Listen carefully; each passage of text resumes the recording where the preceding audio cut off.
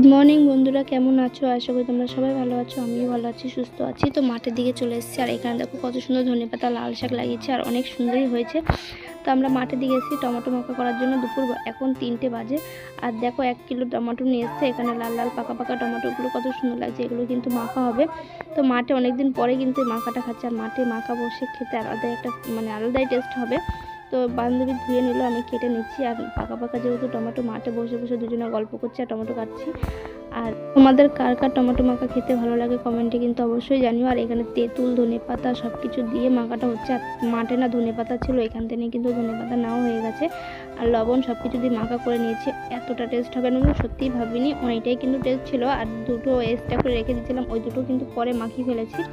এতটা ভালো লাগছিলো খেতে, দুর্দান্ত হয়েছিল মাখাটা। যেহেতু মাঠে বসে খেয়েছিলাম, সত্যি বন্ধুরা অনেকটাই সুন্দর হয়েছে। আপনারা দেখে বুঝতে পারছো টমেটো মাখাটা অনেকটাই টেস্ট হয়েছে।